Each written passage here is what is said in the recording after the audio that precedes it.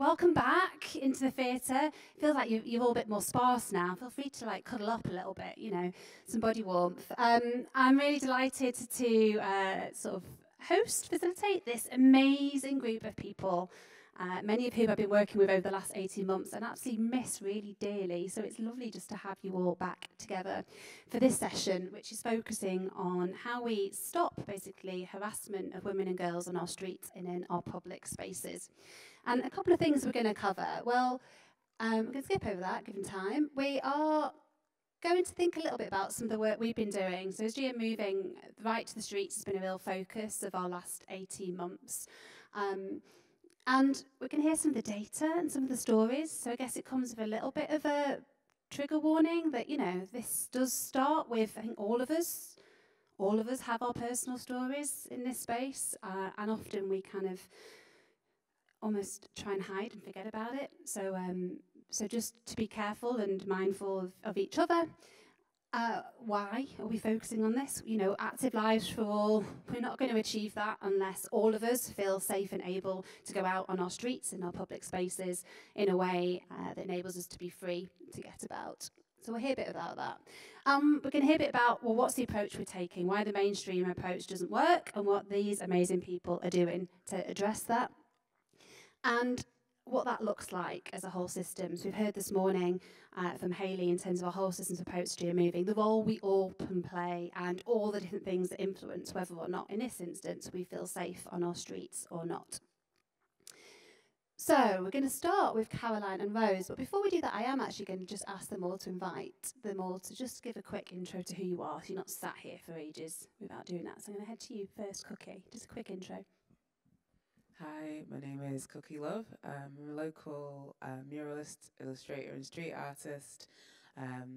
If those who can't see me, I'm black, female appearing, but non-binary person wearing double Adidas. Yeah. Hi, my name is Amanda Pearce. I'm a director of a marketing company called Diva Creative. We're committed to marketing and communication around social issues and trying to change the world. I'm white, have short hair, and I'm wearing black. Thank you. I'm Ellie Cosgrave. I am the director of Publica's Community Interest Company, focusing on women's safety and gender inclusion in the built environment. I'm a white woman with a brunette shoulder-length hair and a flowery shirt, which is nicer than it sounds. Hi, I'm Caroline Miles. I'm a criminologist from the University of Manchester, and I'm here today to talk about some research I've recently completed on the abuse of women runners. I am a white woman with once upon a time brown hair, and I'm also wearing a kind of black and pink shirt. Thank you. Hello. Oh, fab. Hi, everyone. I'm Toiba. I am a user researcher at Open Data Manchester. For those who cannot see me, I am a young black woman, dark-skinned, blonde eyebrows, and a bit of blonde hair as well. Thanks. Hi, I'm Rose Broad. I'm a professor of criminology at the University of Manchester. I'm here to talk about the same project that Caroline mentioned. I am a white woman with brown hair and glasses, and I'm wearing black. I've got some stars on my shirt. Hi, I'm Julie Tweedale. I'm one half of a very small but very powerful and dynamic social enterprise called Freedom Personal Safety. We help people stay safe physically and emotionally with a big emphasis on ending violence, harassment and abuse of women and girls. I am 53 with grey hair with a hint of lilac, and I'm wearing a green t-shirt that says Freedom Personal Safety. Hi, I'm Kate. I'm from Sport England. I've been running the This Girl Can campaign for the last, most of the last 10 years since we started working on it. For those who can't see, I'm also 53, a 53-year-old white woman with blonde hair, but with more than a hint of grey because I need to get my roots done. And I'm wearing jeans and a This Girl Can branded grey sweatshirt because I'm on brand. On brand, yeah. Yeah. I told you this is a phenomenal group of people. So we're going to skip then to Rose and Caroline, who are going to tell us a bit about some of the data and stories they've been collecting in GM. Over to you.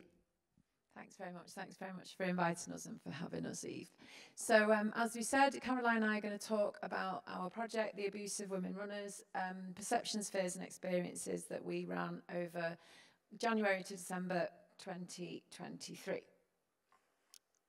Oh, what's happened there? Oh, there we go. Just have to press it again. Okay. So the project, I'm going to stand up so I can look at this as well, if that's okay.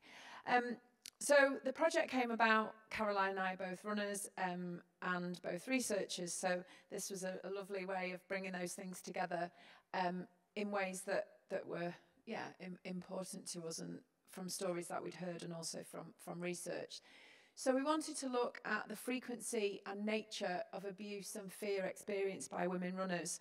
So the kind of context of this is seeing stories in the media that I'm sure you will have seen as well. Most recently, a woman that was murdered in the University of Georgia campus, but also the everyday experiences that I had and also a lot of women that I run with have had of kind of day-to-day abuse.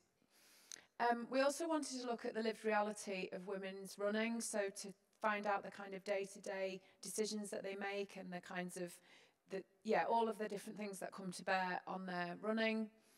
Whether or not women report these things, so we worked with Greater Manchester Police and Merseyside Police to look at some of their data of when women do report these things, and then have a look at what we could do in the future, because in all of this research we're really keen to emphasise that none of this is about saying in order to be safe women need to do X, Y and Z. It's about, how can we use this knowledge to challenge attitudes of men and boys. So we had 3 different sources of data. We had police data over a 2-year period from January 21 to December 22. We had an online survey which was open for quite a while, for quite a few months, available to women in Greater Manchester and Merseyside, and that was asking women about what they'd experienced, what their fears were, whether they reported things, and if they didn't, why they didn't.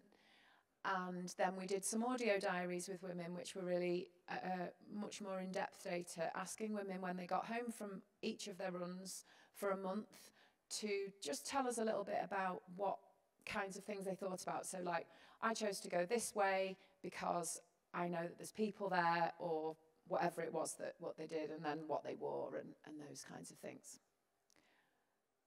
And I think that's you. Thank you. I'm going to stand up as well so I can see. So our project findings, first of all, the police data showed us that not an awful lot is reported to the police. So over the 2-year period, just 81 offences were recorded across Greater Manchester and Merseyside police forces, and the majority of those were in Greater Manchester.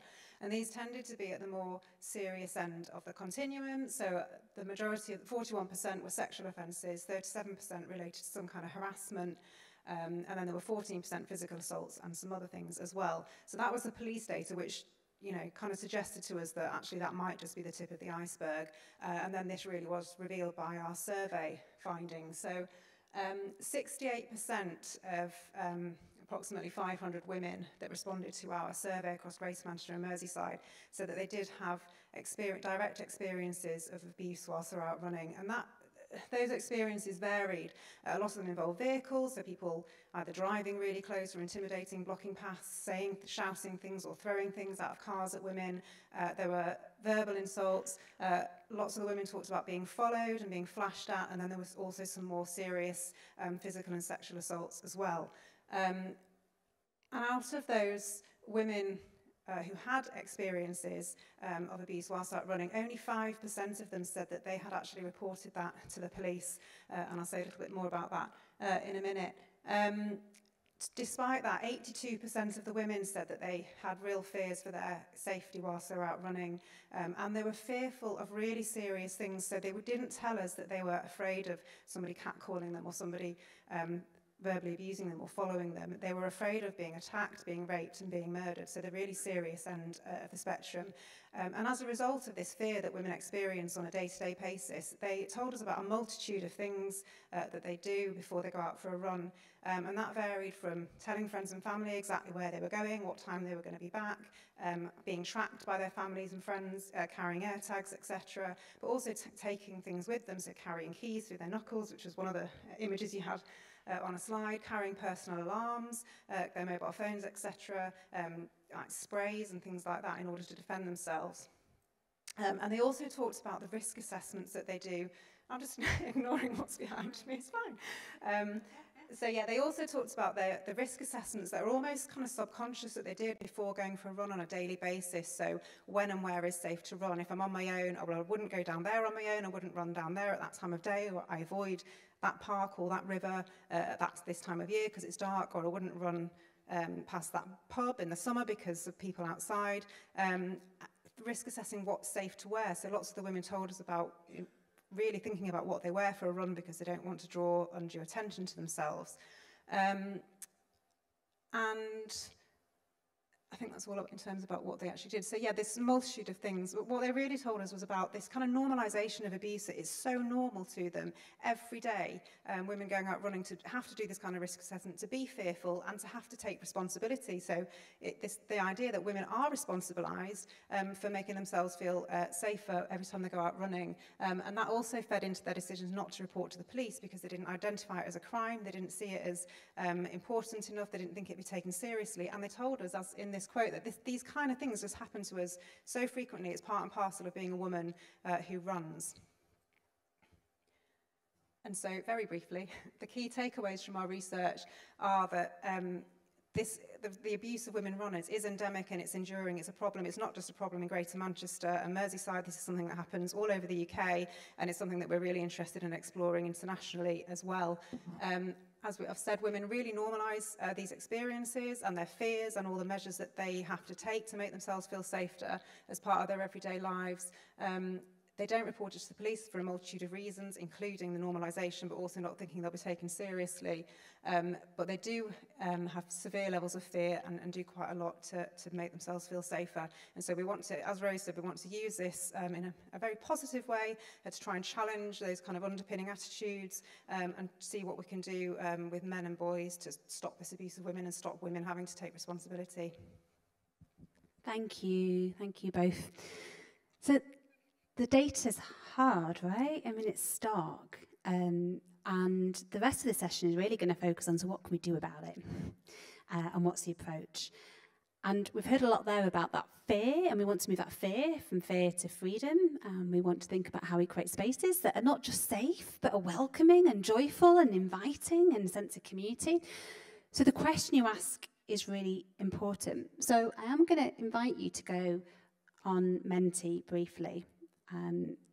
If you were on Menti before, hopefully that should be quick and straightforward. If not, so if you go to menti.com, I can read out the code, maybe just shout at me if you need that, and answer this question.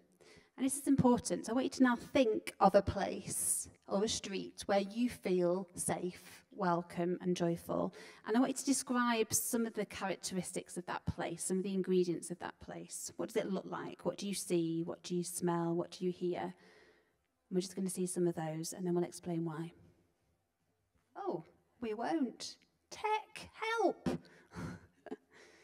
We've lost it. Yeah. We might be skipping over the tech if, we'll see. Hopefully you can still see that on your phone for the moment. Have you got them in front of you? Is it coming up on your phone, Ellie? You look like you were. No, okay. There was a looking knowledge of, okay, we'll give it a second, and if not, we'll move on. Oh, there we go.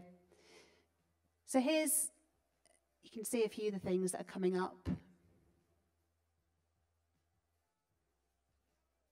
So people who look like me, light, women, daylight, quiet, open, good phone signal, space, dogs, well lit.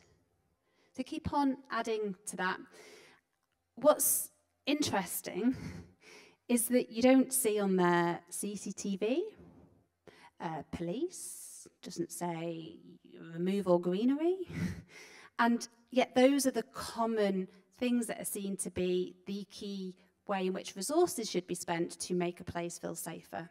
And we've heard this over and over and over again. So we're going to talk in a minute about some of the work we've done through what's called the Right to the Streets partnership, which is a number of the women sat here. And this was funded through a bid put into the Home Office for Safer Streets. That funding generally goes to CCTV. So that is actually, when you do the list of, you have to do your evaluation at the end, it's literally how many CCTV cameras did you install? Well, we didn't do that. But they gave us the money and they were really impressed with what we did do instead, which was go, well, actually, how do we create these things instead? If this is what safe and welcoming and joyful, active places look like, surely we need to put our resources into creating a sense of community and the things that make us feel safe.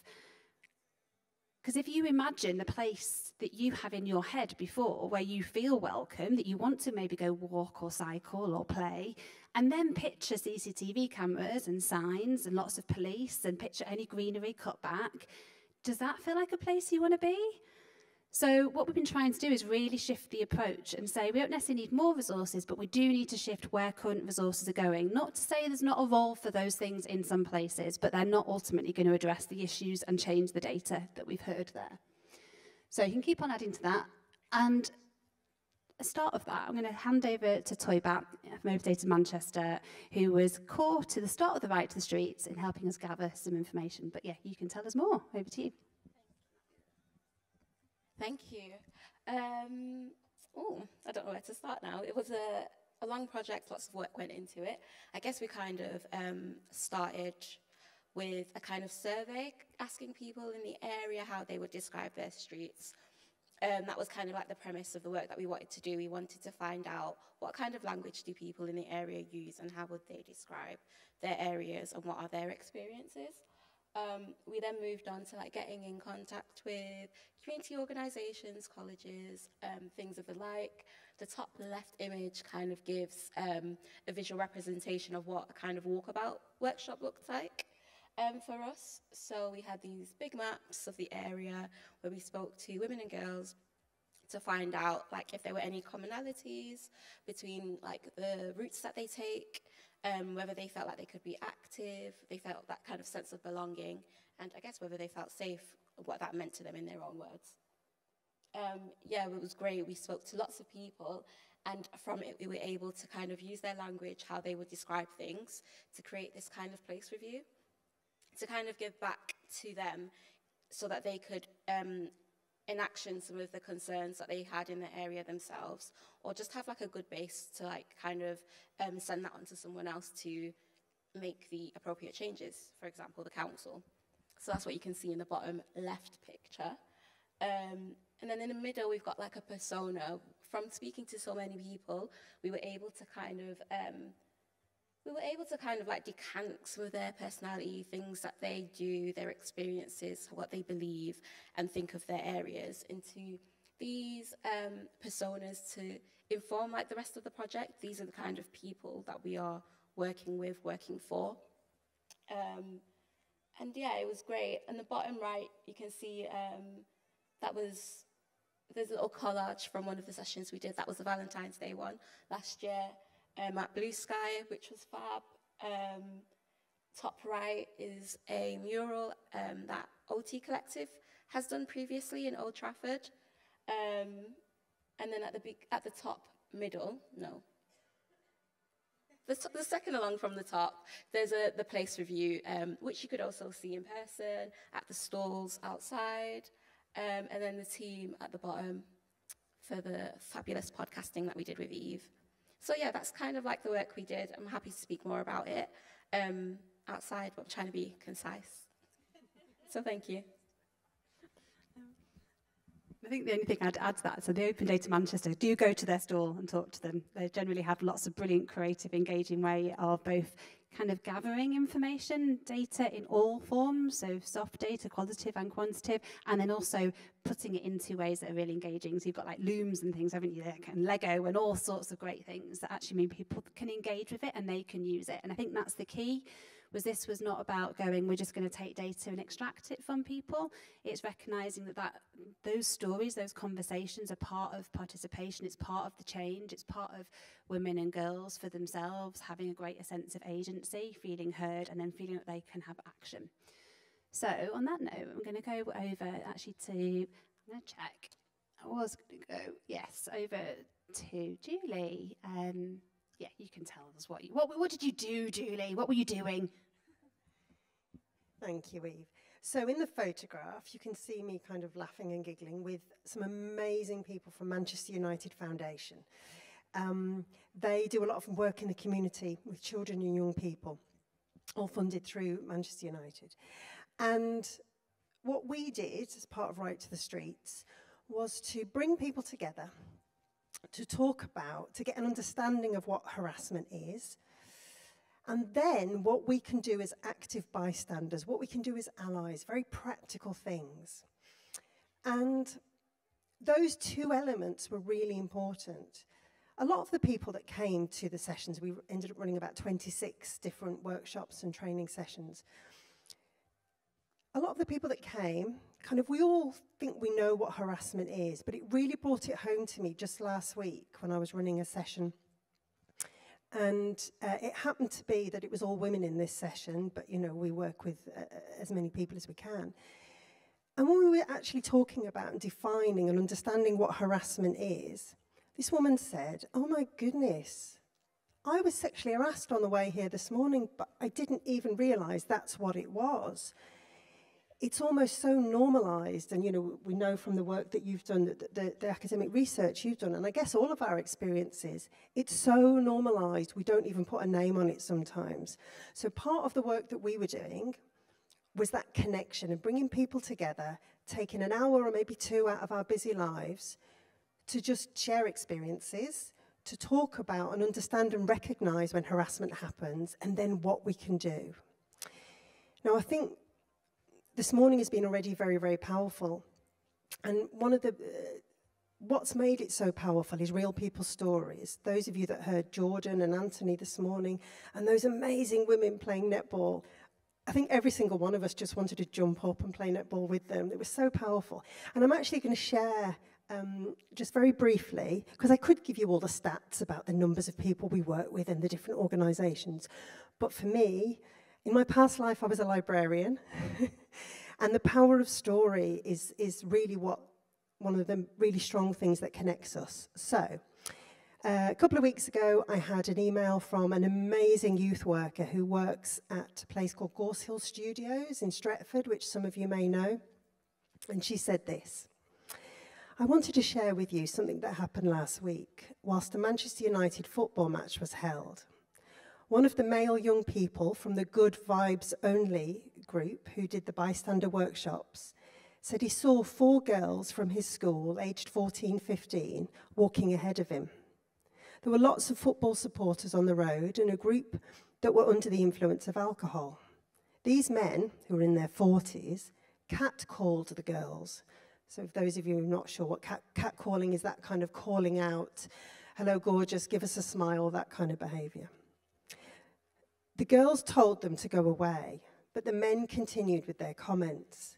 The young lad called out to the men, "You know they're minors." To which one man replied, "Calm down and get a cup of tea." The young male then walked up to these 4 men and asked to have a word with them. He took the man aside and said, "They, the girls, don't like it, and they're minors. Did you hear me say they're minors? They are 14. Don't you understand?" The man said sorry, and the girls shouted a big thank you to the lad. Now, Anthea, the youth worker, said to the lad, "You shouldn't have confronted drunk men. It could have ended badly." He replied, "I knew you'd say that, but it also could have ended badly for these girls." Anthea said, "I had no reply to that, and I wanted to share this with you," she said to me. And she said, "Thank you for making a difference," which was lovely, but it wasn't me that made a difference. And through the Right to the Streets and through the work we do at Freedom Personal Safety, we provide a space for people to come together. and to explore the things we can do. And I know in that example that was very much a very direct intervention, but there's lots of other things we can do about reporting, about supporting, and about talking. Just very, very quickly before I pass back, another story I had very recently, somebody who came on one of our sessions. He's a scout leader, and he was in a bus station, and there was a group of, again, drunken men who were harassing a teenage girl. This scout leader had his coat on, but he'd just come from a scout meeting, and he was all, you know, with his toggle and his badges and everything. What he decided to do was he took off his coat and he moved near to where these drunken guys were, knowing, well, fairly confident that as soon as they saw him, they would then start taking the mick out of him and start making comments about him, and that's exactly what they did. This enabled the young woman to get away and get away to safety, and he said, I was more than happy to kind of take their comments and their jibes because I felt safe in that environment. We've all got a role to play, we're all connected, and sometimes it can be a look, it can be a word, it can be just slightly moving into a space where other people are. You're all powerful, and I'm going to leave it there, but we have got a stall here if you'd like to come and talk about how we can work together. Thank you. This work has been so powerful, hasn't it? And the ripples, honestly, yeah, give them a clap. The ripples we've seen with a lot of, so MU Foundation came back and have done some more training, I think, since, haven't they, in the cricket club. And Transport for Greater Manchester have now adopted the active bystander messaging across all public transport.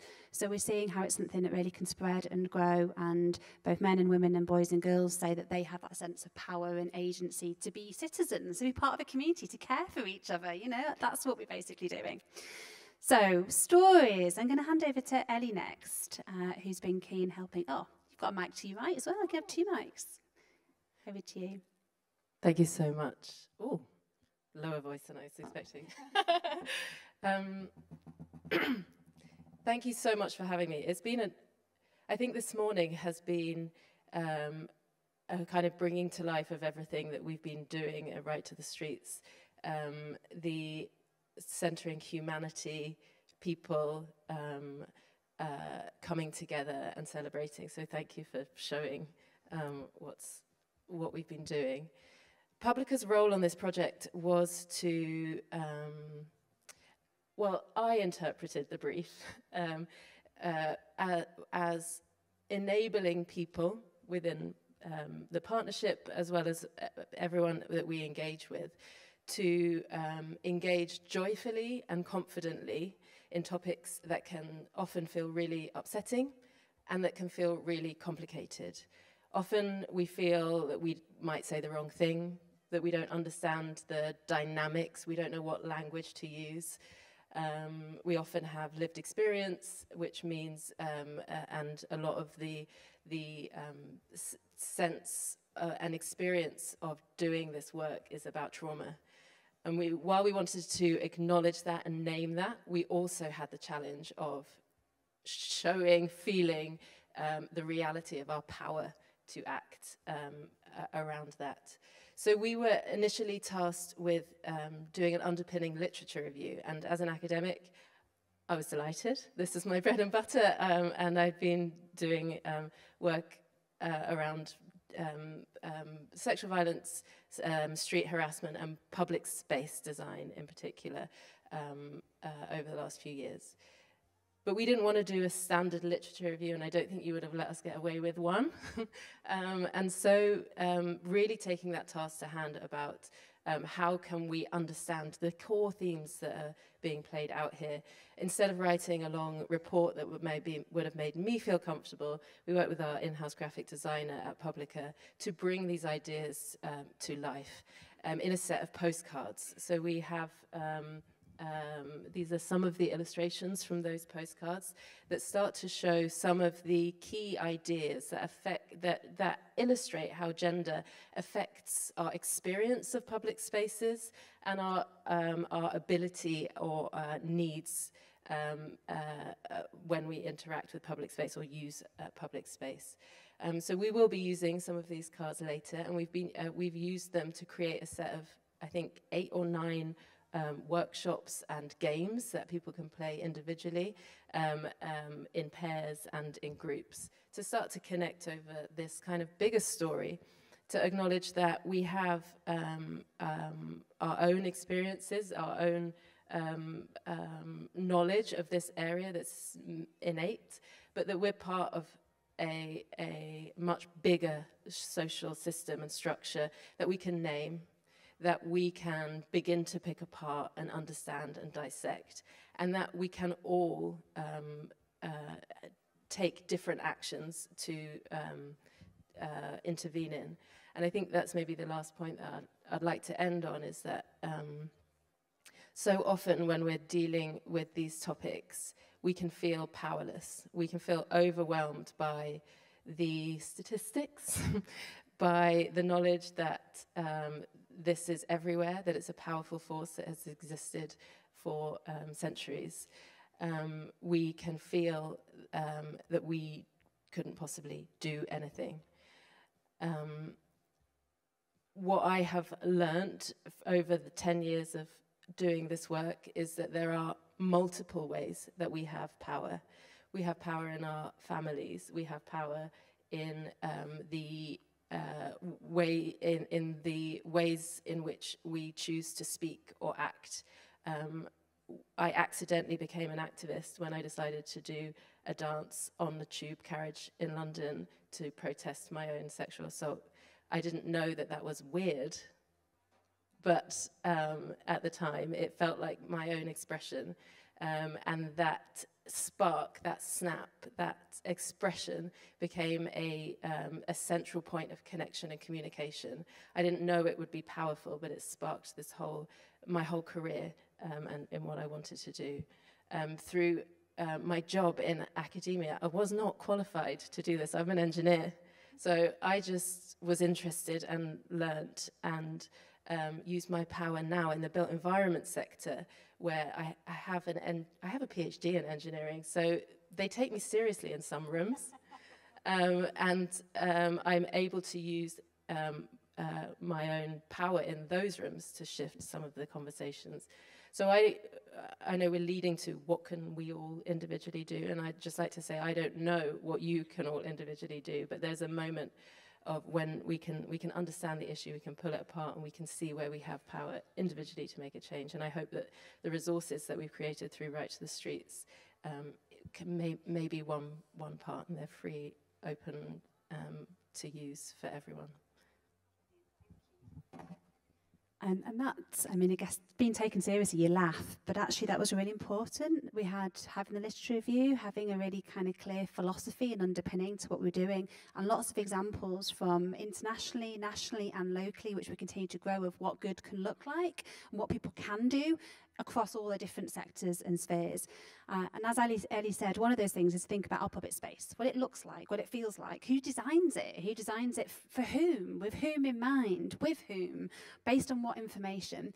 And that includes both kind of long-term stuff, so it was great to be able to have Ellie's expertise and then draw on all the stories and information that people here had gathered to help inform Trafford Council and what they're doing around some regeneration projects locally, the work around Manchester United football ground, around Stratford Mall, the people that know locally, and then also what's called one of the pioneers with design code. So actually this will be something that will set out nationally what good design can look like. So being able to support them to take a gender lens, what they're doing is really powerful and has massive ripples. Some of that is long-term stuff. It's like that cathedral building. You're building stuff that's going to take years and years to go through long planning processes. And then there's the stuff you can do here and now that people in communities can do. So on that note, one of the things was this kind of, what do you think in spaces more immediately? And this is where Cookie made this stuff happen. There was meant to be a poem, but given our tech challenges so far, I might... Is there going to be a poem played now? Should I move on? No, they're looking at me a bit blankly, so I think I might move on. Okay.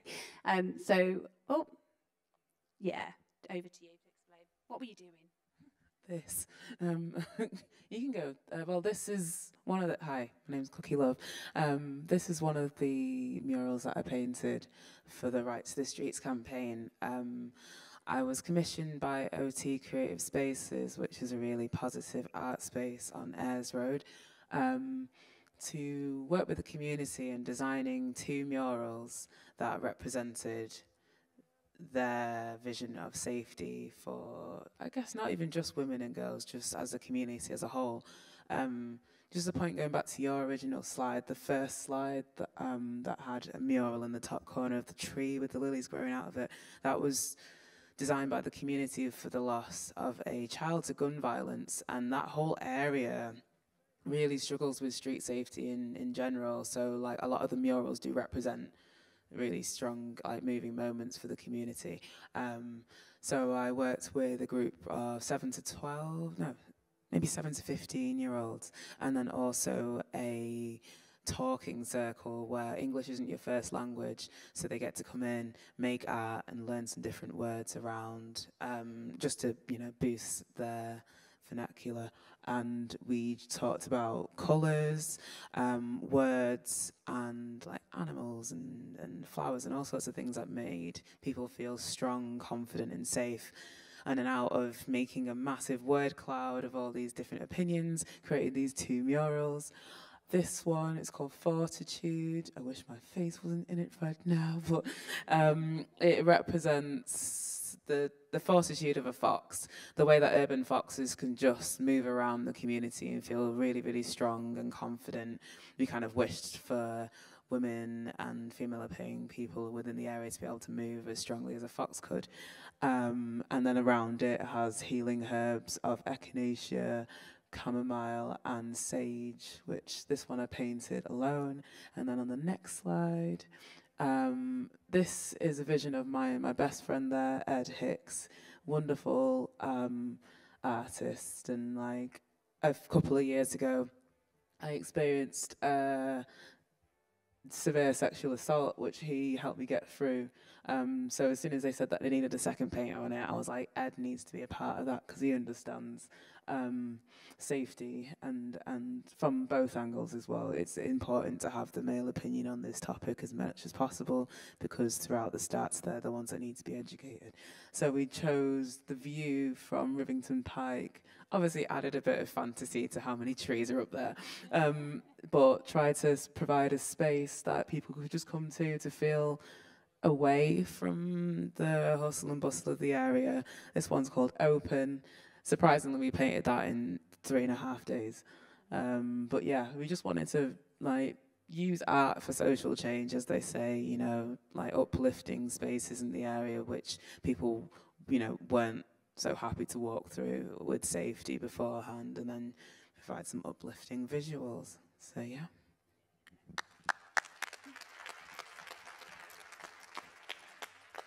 I'd love just to hear a bit more about, for you, the experience of the process. In terms of the change that's happened, we've heard all these stories of people now who go out of their way to walk or cycle or wheel past the murals because they find them so powerful. Just yesterday, so there's a Be Pedal Ready ride of women. So they spent their whole ride going around the OT collective murals, and just, you know, again, their sense of like seeing, you know, themselves and their imagination and power represented in our public spaces makes such a powerful difference. I mean, I guess for you, being there, I mean, this wall is massive, by the way. If you've got time and you've not been, it's huge. Yeah, so in general, I actually, when I have to go to work and paint a mural, I always ask who's on my team. Am I painting alone? Will there be someone at the bottom of the wall with me? Because it's usually terrifying. It's the one space where, other than just getting up and going to the shop every day, I get harassed the most, because I'm a female appearing person with a paintbrush thinking that I can do a man's job on my scissor lift and driving all of that. And it's just constant.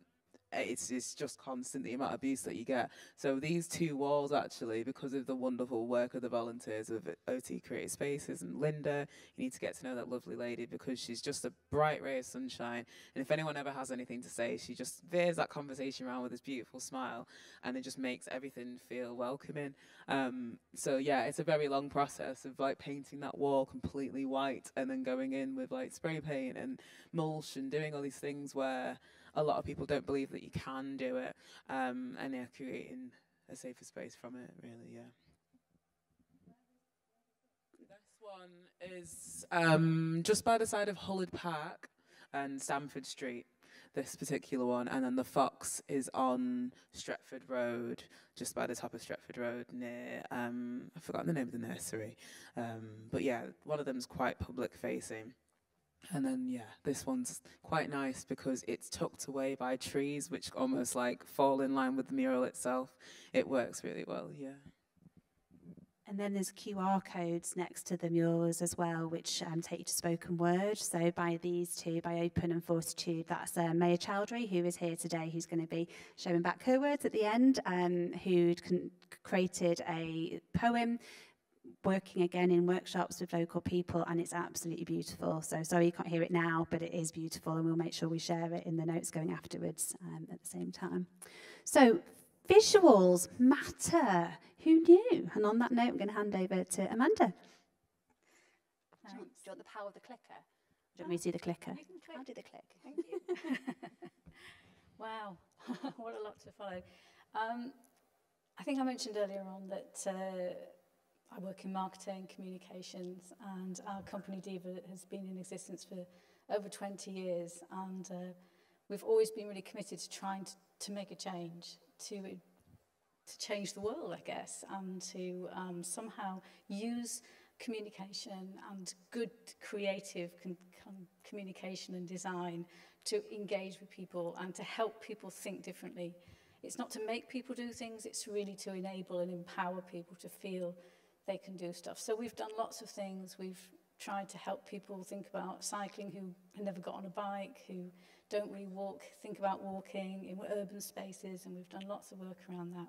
And when we were approached and asked to see if we wanted to get involved in this, it was absolutely something I was driven to do. It completely chimes with my own personal values, going right back to the 80s when I was involved with Women's Aid and around domestic violence and abuse. And I think something like this is such a big thing to do. It's one thing to try and encourage people to think about their physical activity, about what they're eating and all that kind of stuff, and that's hard. But to think about everyday sexual harassment, which was our focus for this. This was about, you know, we know that a lot of the things that get reported obviously are the more serious assaults, and things are really, really damaging and difficult, but there's a whole load of things that happen all the time, as Julie mentioned, that people don't even recognise. So our focus was around everyday sexual harassment, and how could we, in a tiny way, chip away at some of these social norms which mean that we don't always even know it's happening to us. So we wanted to come up with a public-facing campaign that supported the whole Right to the Streets agenda, that was very localised and that gave people something to communicate around this issue. And we were trying to do lots of different things in one very easy way. First of all, we just wanted to point it out. What we sort of recognised, having talked to lots of women and listen to each other, was that we often don't even recognise it as been raised. It's just not seen. And sometimes it's not seen by the people who are experiencing it, but also it's often not seen by all the other people around it. Bystanders, perpetrators, it's just how it is. That's just how the world works. So therefore, it's not necessarily seen as harmful. It's seen as reasonably low level. It's not something to worry about. Why are you getting yourself in a pickle? Why does it matter? It's just a few words often, or it's just someone shouting as they drive past you in a van. You know, just get over it. And we thought a lot about that. And we wanted to find a way to really express what might be going on in a woman's internal dialogue, in their mind, how they might be feeling when something happens which is perceived externally as pretty low level and inconsequential. So we wanted to show how harmful it could be. One of the things that we did, because we do a lot of animation, because we find animation is a really good way of getting stuff across and telling stories. So storytelling is a really powerful way of doing it. I'm just going to show you a quick animation from the campaign.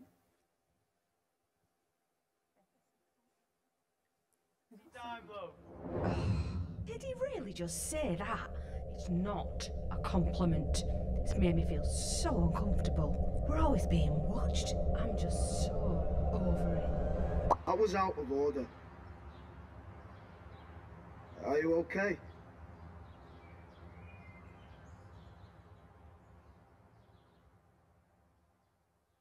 So that was just one of a series of animations where we took everyday situations, things that all of us one time or another had experienced. But what we were also trying to do was not just kind of go, hey, this stuff is happening, it's not great, is it? We actually wanted to incorporate active bystanders and all the work that Julie's doing around kind of engaging people and encouraging people to think, actually, I can do something about that. So if I do see something like that and I see somebody react to that and how they may be feeling, actually, I can do something. So we did a series of animations in very everyday situations like that, which each one showed somebody doing something that made the woman feel better, that made her feel supported, that helped her feel like she was being recognised and understood. But it also had a really important message underneath it, and that was that we were asked really early on to think about this as a zero tolerance campaign. This isn't about persuasion. This is actually about saying, here's a red line. We don't want this to be crossed anymore. This is not okay. So we came up with the hashtag no place for it because we absolutely wanted it to feel that it wasn't up for debate. It was something that we were very, very committed to. And there is no place for this. So let's not beat about the bush. So we use graphics and we use a very sort of powerful, hopefully, visual style. This was actually a really massive billboard that was up. I'm not sure exactly where it was, but it was in the locality. And we did lots of things. We ran the campaign on Instagram. We got we put out lots of stuff about what you can do as well. So it wasn't just all about what's the impact of this. It was actually really practical, just to really tie into all the work about actually, let's not just feel that this is a really horrible thing, but we're all unable to do anything about this. So again, it was all about empowering people, but also recognising what's happening and also trying to avoid that whole thing about women who are experiencing this just feeling like sort of victims, that they just kind of can't do anything. So it was really about also, of course, engaging the community as well. So we produced lots of materials and promotional things and hopefully got the message out that way. Thank you. And all those resources are freely available, hey? If you go onto the GM Moving website, like I'm now doing, there's a whole resources page and you can download everything, so all the imagery, the animations, and it's been great to see more and more people using them and taking them out. And that includes ones without Trafford on them, so it can be any place, you know, if that feels relevant. So it's been really powerful. And I never thought I'd be so excited to see a billboard, I have to say. I kept going back to the same billboard and getting photographs. So campaigns, you might have noticed we've kind of worked a little bit, if you think about the whole system from individuals, what individuals can do, to what you can do as kind of a community group and getting involved, and then what you can do to change the public realm and the way that that looks and feels, through to what do we do about big kind of campaigns, public campaigns. And that's the process. And that's been in Trafford and it's been in Greater Manchester. But the great thing is there's also lots going on nationally. So we're seeing a real increase in appetite to address sexual harassment on our streets. And there's campaigns, there's one called It All Adds Up, which is in Northumbria, which I think is really powerful. Just Don't, which is in West Yorkshire. So Tracy Brabin has been leading on that. We've got the Is This OK campaign that Andy Burnham's been leading here. There's some controversial stuff that's going on. There was a No campaign. Was it just Say No? I can't remember. That got a lot of headlines in London. So I guess the appetite is, okay, how do we join all this up and make real change happen nationally? And on that basis, this girl can. Let's lift the curfew. Go on, Kate. No pressure then. Thank you. Yeah, what hard acts you are all to follow. So with This Girl Can, I'll be honest, for the first few years of This Girl Can, every October would roll around and we'd trot out our advice on how women and girls could get active after dark and how we could play sport after dark. And about 4 or 5 years ago, we just refused to do it anymore. The journalists would come knocking and refuse to do it because, as we all know, it's not our behaviour that needs to change. And anyway, what always infuriated me is that the everyday abuse and the everyday harassment is not confined to the winter months. It's happened year round. In fact, personally, and I bet the stats, I don't know, bear this out, I've had far more especially the everyday stuff during the day, bright lit, you're illuminated, right? So it's not just a year-round thing. So it's not just a winter thing. And we tried to focus on what could we do, because we didn't just want to be wringing our hands and saying this is bad, which it obviously is. This Girl Can is deliberately celebratory, is deliberately optimistic, is deliberately sunny, it's trying to encourage women to be active. So talking about something that might stop them being active was kind of difficult for us to get the message right. And we thought about what could we practically do and where can we add value. It's taken quite a while for us to piece that together and work that through. And I think at times we felt overwhelmed, to be honest, because this is, the result of probably millennia of patriarchy. It's the result of so many things that can feel like we really can't move them. And as you said, Eve, there's some real long-term things that have to change to make a difference.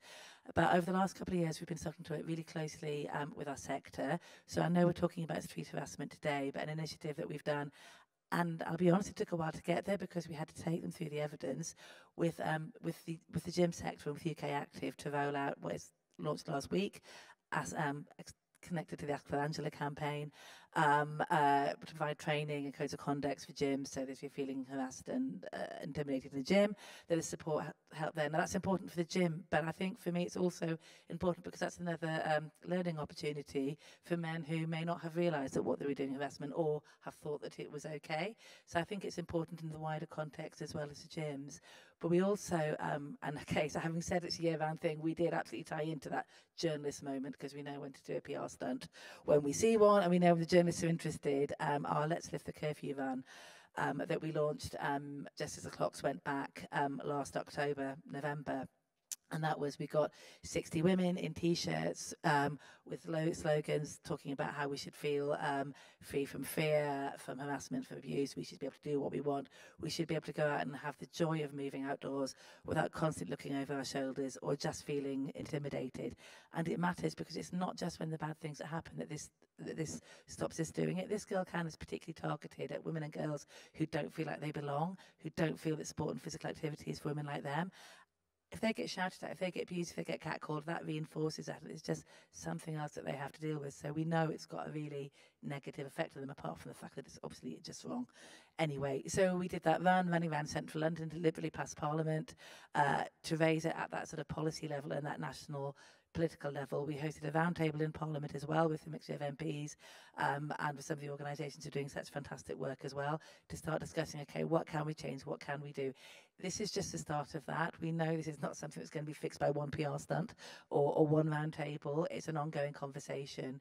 We're looking to do, hopefully, though there might be a general election that gets in the way, government organisations are limited to what we can do in October, November, but hopefully around that time as well we will do the activity again, hopefully in more cities, so we will be talking to you, Eve, but what we can do here, but also not just confining it to October, November, but year round as well, and how we can get women out there talking about it, sharing about it. Your words about power and the individual power that we all have really struck me.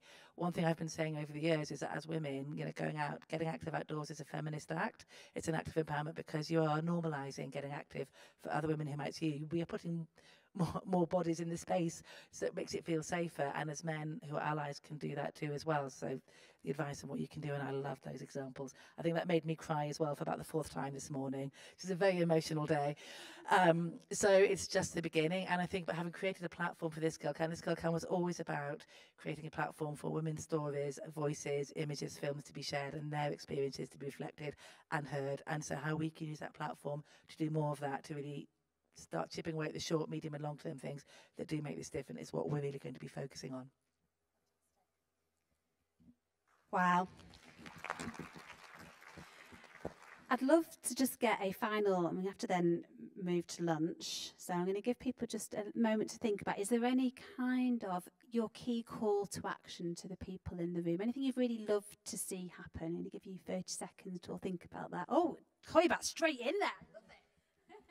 Yeah, I think thinking about the work that we've done and listening to what everyone said, thinking of joy and listening to people's voices, I think that we should all turn our eyes onto what's happening in Palestine, Haiti, Congo, Sudan.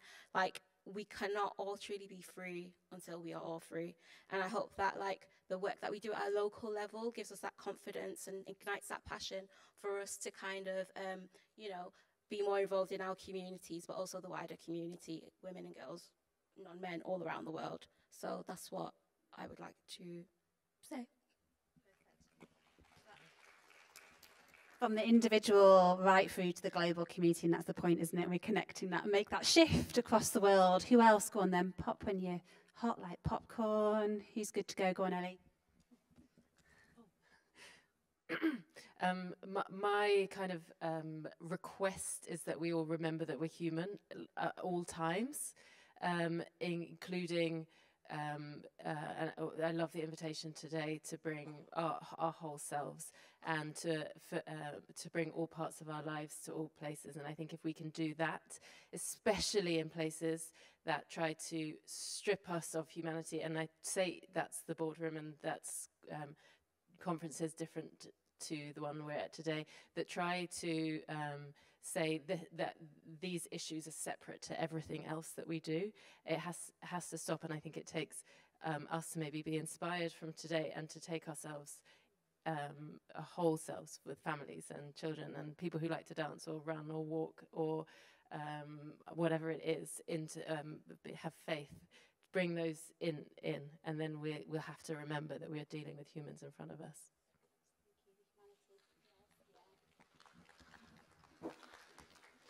I think a couple of things for me. Never assume that this is inevitable and that this just is part of life and happens. So constantly, when you see it, when you feel it, question it, and know that even if you don't have to question it with the person, but know that it's not inevitable. But I think all of us, as we, in our professional lives, in our personal lives, if you're planning anything, if you're doing anything, if you're organising anything, thinking about the experience of what that might feel like for someone who will feel vulnerable, women in this case, and almost having it, maybe you do have as an item on an agenda, maybe it's just having an item, but thinking about it, what can we do to make that feel better, to make that feel safer, to actually make that feel welcoming and inclusive and a place where they belong. And it's the old cliche of walk a mile in her shoes, run, cycle, wobble, whatever it is. But absolutely think through what that might feel like if you don't feel safe in that environment, and look at what you can do to change it. There's always something we can do.